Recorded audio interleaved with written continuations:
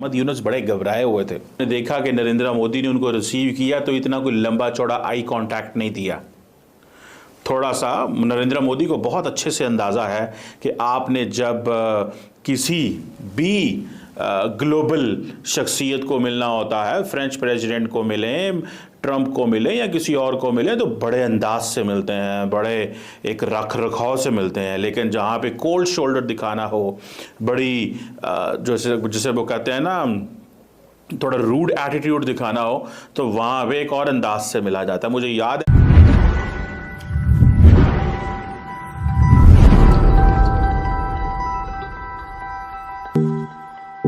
Kazan Russia के अंदर जब शी जिनपिंग ने नरेंद्र मोदी को रिसीव किया, तो याद रखिए जो बंदा पहले किसी स्पॉट पे खड़ा होता है उसका कॉन्फिडेंस और होता है, जो बाहर से आता है उसका कॉन्फिडेंस और होता है। नरेंद्र मोदी ने जब मोहम्मद यूनुस को रिसीव किया तो मोहम्मद यूनुस का बॉडी लैंग्वेज और कॉन्फिडेंस बिल्कुल नहीं था, जीरो था। बल्कि मोदी साहब ने कोई खुशी से वेलकम नहीं किया उसको। सो आप इससे अंदाज़ा लगा लें कि वो जो अल्टीमेट ऑब्जेक्टिव था कि मेरी मर्जी का रीजन होगा, मेरी मर्जी की हर चीज़ होगी, ठीक है, वो थोड़ा सा वो उस तरह चीज़ नहीं हुई। सो इससे अभी पता चलता है कि बिम्स्टेक जो है गो के एक इंडिया ने अपनी मर्जी से एक रीजनल प्लेटफॉर्म क्राफ्ट किया है, लेकिन उससे वो अपनी मर्जी के रिजल्ट्स ले सकते हैं या नहीं ले सकते, ये एक इम्पॉर्टेंट सवाल है। और नरेंद्र मोदी ने जो बिहेव किया है वो इस तरह किया है कि वो ग्रेट लीडर की तरह बिहेव किया है कि उन्होंने पहले ही रूम बुक किया हुआ था,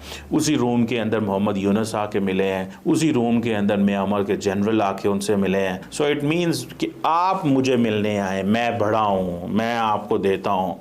जैसे कि वो म्यांमार के अंदर ज़लज़ला आया तो मैं देख रहा था बिम्स्टेक की वो मीटिंग के पे मिनट्स, कुछ जो मोदी साहब की मुलाकातें हुई, तो उन्होंने कहा है कि जो हमारी फ्रेंडली नेशंस होती हैं हम उनके लिए फर्स्ट रिस्पॉन्डर होते हैं। सो मोदी साहब कह रहे हैं कि अगर आप हमारे फ्रेंड हैं तो हम आपके लिए फर्स्ट रिस्पॉन्डर हैं, अगर आप हमारे फ्रेंड नहीं हैं, आप हमारी बात नहीं मानते, आप हमारी बात नहीं सुनते, हम फर्स्ट रिस्पॉन्डर नहीं है। सो इसीलिए द मोमेंट वहाँ पे म्यांमार के अंदर जब ज़लज़ला आया, कुछ हुआ, आपने देखा होगा कि इंडिया बड़ी अब्रप्टली चला।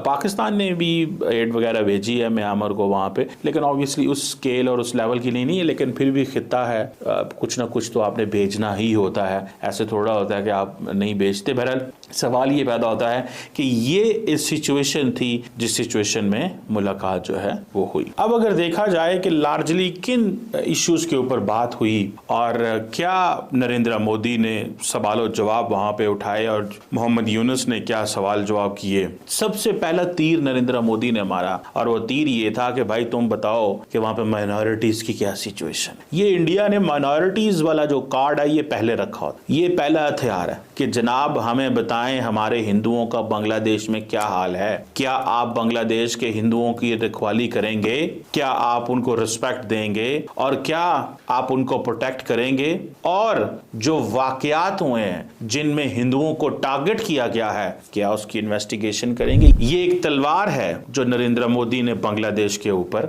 लटका दी है। अब मोहम्मद यूनुस को और बांग्लादेश को आंसरेबल कर दिया गया है। क्या मोहम्मद यूनुस ये सवाल पूछ सकता है कि इंडिया के अंदर मुसलमानों की क्या कंडीशन है? नहीं पूछ सकता, लेकिन इंडिया पूछ सकता है उनसे, इंडिया पूछ सकता है उनसे और कह सकता है कि जनाब बताएं हमें वहां पे हमारे हिंदू तबका या हमारी हिंदू जो मजहब के लोग हैं उनके रिलीजियस प्लेसेस की क्या पोजीशन है। और हसीना वाजिद के दौर में तो बहुत जबरदस्त तब मामला थे, आपसे क्या भूल चूक हुई। और यही वजह है कि जब तुलसी गैबर्ड इंडिया आई थी तो उन्होंने माइनॉरिटीज के ऊपर स्टेटमेंट जारी की थी। इसी तरह जब भी इंटरनेशनल लीडर्स आते हैं, आपको याद होगा कि डोनाल्ड ट्रंप को भी ये कहा गया था ड्यूरिंग द इलेक्शन कैंपेन कि अगर अमेरिका कमेंट करेगा बांग्लादेश की माइनॉरिटी के ऊपर तो इंडियन वोट आपको पड़ेगा और हिंदू वोट सारा आपकी तरफ चला जाएगा। ये उनको बताया गया और वो बोले।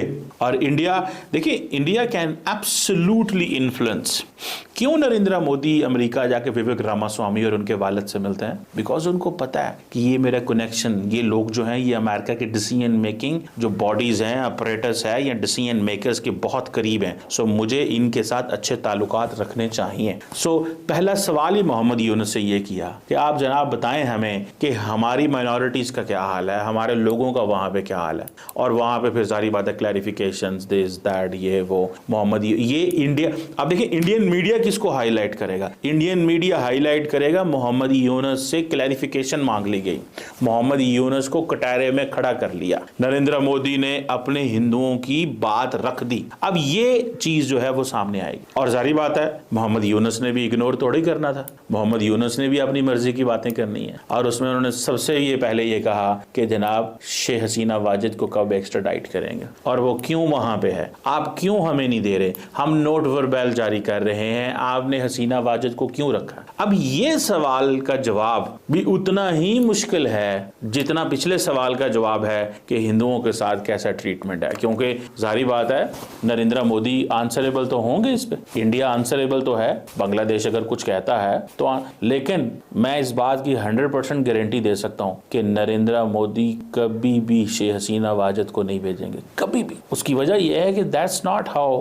बिग पावर्स रिएक्ट और एक्ट, कि एक मुल्क की जो लीडर है वो इंडिया के लिए इतना काम करती रही हो और बाद में उसको आप इस तरह इग्नोर कर दें, आप उसको इस तरह इग्नोर कर दें, ये नहीं मुमकिन, ये नहीं मुमकिन, ये नहीं हो सकता, आप इग्नोर नहीं कर सकते। सो मुझे ऐसा लगता है कि ये जो सवाल है शेख हसीना वाजिद वाला, ये बांग्लादेश से पूछा ही नहीं जा रहा। बांग्लादेश की लीडरशिप डरती है नरेंद्र मोदी से और इंडिया से, या शायद वो वेट कर रहे हैं कि नेक्स्ट गवर्नमेंट आएगी तो तब जितना ज्यादा इलेक्शन का इंतजार करेंगे उतनी ज्यादा लोगों के अंदर शायद एक शेख हसीना वाजिद के बारे में सिंपैथी पैदा हो जाएगी। देखिए, the more you are in government the more you are accountable, the more you try to sideline someone, the more someone is in opposition, the more innocent. Modi ji और बांग्लादेश के मुख्य सलाहकार यूनुस खान, इनके बीच कल जो मुलाकात हुई उसमें मोदी जी ने